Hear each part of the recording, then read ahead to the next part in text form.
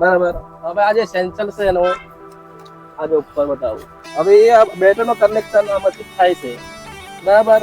હવે ત્યાં એક અહીંયા આ બાજુમાં સાઈડ પર પિન છે બાજુમાં એને પોવાનું. પછી જે પેલા જે એ વાળું લાકડું થાય એ જીરો એમાં ચાલુ કરવાનું પહેલા. એ ચાલુ કરે બાદ પછી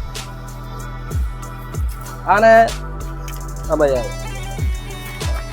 આને સેટિંગ કરવાનું આને બરાબર સેટિંગ કરવાનું.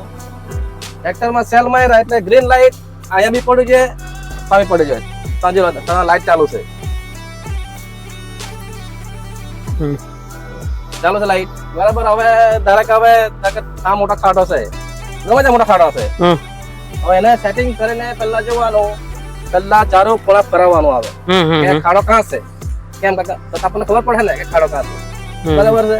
હવે એને ખાડો ધારો પડ્યો હોય તો આપણે એને ઉતારીને ત્યાં સેટિંગ કરવાનું. એ ખાડો પુરાઈ ગયો ધારો કે આપણે બી ખાડો હોય તો એને આદતથી કાપીને પેલા આ બાજુ પેલા આ ખાડા પૂરી દેવાનો પેલા આ ખાડા પૂરી દેવાનો. ખાડા પુરાઈ ગયા પછી બધે આખા ખેતરમાં માટી ફેલાઈ દેવાની ખાડા પુરાઈ ગયા. ખાડા પુરાય એટલે પછી પાછું આરું મારી દેવાનું. આમ પેલા મારી એમ ખાડા પુરાઈ ગયા તો પેલા આરું મારી દેવાનું. એ માતા બધું ઓકે થઈ ગયું પછી એના બે કાપા નીચે ઉતારીને નીચે કાપોતર સેટિંગ કરી દેવાનું ડુંગા એટલે પછી એને પાછું આ બે કેમ એના ભરી જતા છે એ પ્રમાણે અમારે એના ફરીને ઝીરો લેવલ થઈ જાય ને જે છેલ્લે માટી વધે એક ગમે તે ચારે કોણ એક ખાડો હોય ત્યાં માટી છોડી દેવાની. બીજી એક વાત આમાં છે ને પાણી તો તમારો બચાવ થાય કેમ કારણ કે આ બધા ખાડા પડ્યા તો પાણી પેલા આપણે ખેતર મૂકીને નાખી જાય ચાલે ઘેરે તો પાણી કેટલે જાય નહીં.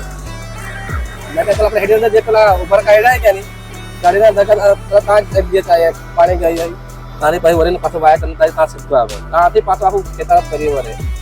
પછી તમે ત્યાં પાણી મૂકો તો આ બાજુ ફરી જાય ત્યાં પાણી મૂકો તો આ હવે ફરી જાય ત્યાં મૂકો તો ત્યાં બી જાય ત્યાં મૂકો તો તમે જ્યાં પાણી મૂકો આખું ખેતર બધું પાણી ફરી વળે. લેવલ લેવલ થઈ જાય તમે જ્યાં પાણી મૂકો તો આખું ખેતરમાં પાણી પહોંચે.